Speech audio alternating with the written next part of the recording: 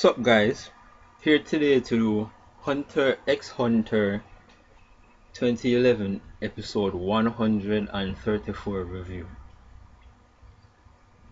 Man, Komugi, just one simple name, couple letters, spelling out a name, Komugi.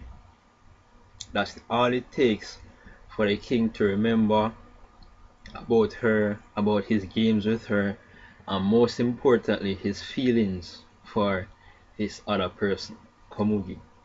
So in this episode the king finally gets revealed to the king this secret that Poof and Yuppie was trying to keep from him, because they began to realize just how important the king considered this human being, right? According to them, that they will consider less than them and less than beneath them, especially the king. From their perspective, he shouldn't be interested in a lowly human being when he's so magnificent and powerful, etc. So they wanted to keep it from him, and that was their secret, but all gets revealed in this episode. So at first I just start off with with the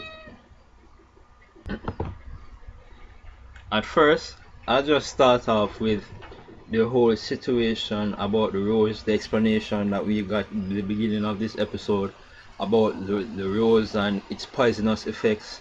As I was saying in my last episode review last week, for that Hunter episode 133, I was remarking on how even though the bomb went off and Poof and Yuppie weren't exactly in the direct vicinity at the time that the bomb went off, they still went around pretty close, even in the flames in the surrounding area, searching for the body of the king directly after the bomb.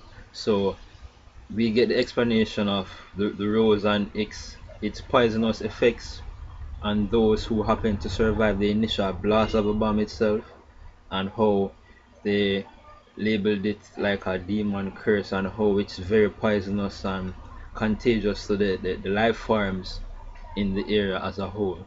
So that confirms why we not just see blood coming from Poof and Yuppie, but also from the king himself. In last week's episode of Hunter x Hunter, he was shown bleeding as well, so even he was affected. So that was a good explanation right there. Then in this episode we reach a point where the king uses his N again and meets upon Welfin, and this scene in my opinion in the episode is my favorite scene.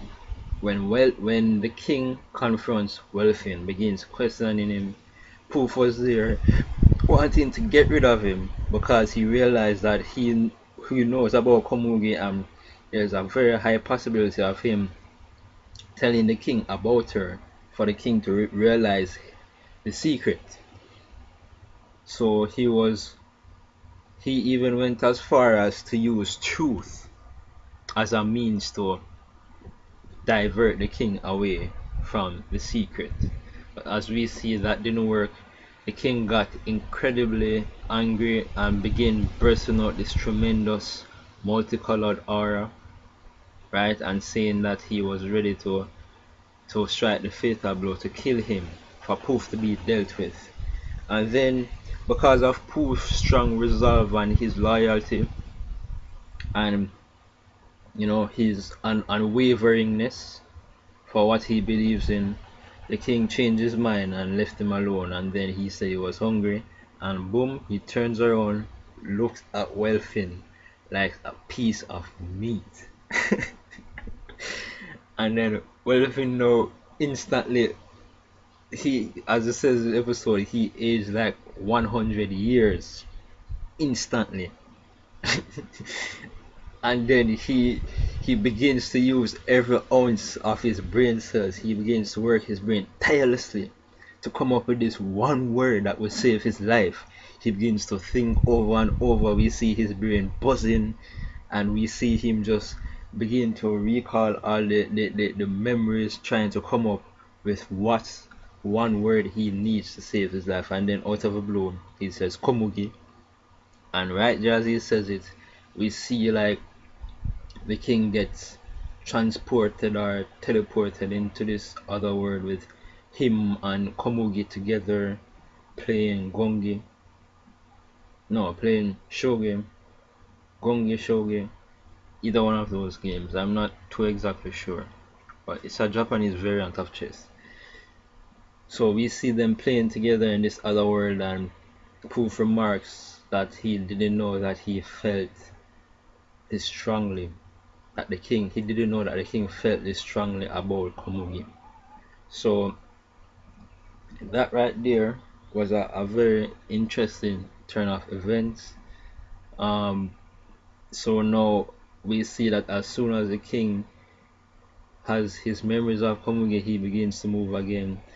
Welfin tells him exactly where they are hiding underground, and he's heading after there. And then, kind of as a last ditch effort to save his pride, Welfin shouts out that he thinks that they are the enemies and they should be dealt with. But the king, he just he just basically gives him best wishes and just ignores his threat because he knows that he's a king. He knows that he could crush him, at the flick of his finger just like that and get rid of him. But he just ignores it and went on his way because he has a purpose.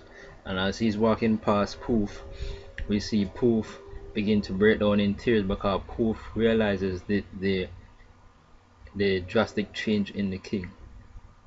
Poof, and it's actually narrated towards the end of this episode that Netero, when they were having their initial clashes, Netero was thinking that Netero had this opinion that the king was wavering on the boundaries between ant and human, and now it's heavily hinted that he's now transformed or grown in a way that he's become more humane.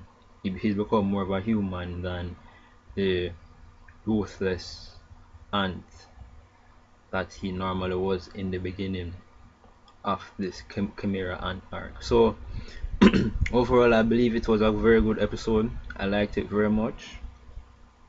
The visuals in this episode was very good. The animation was very good, and it speaks. I believe that the part when Hamugi's name was mentioned and we get to see this kind of paradise looking landscape with fresh green grass and this brilliant light, and in this image we see Mereum and Komugi playing together.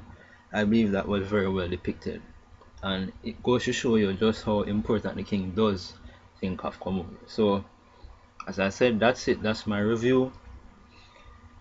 It was overall a good episode of Hunter x Hunter this week. So that's it. Please remember to rate, comment, subscribe. Sayonara.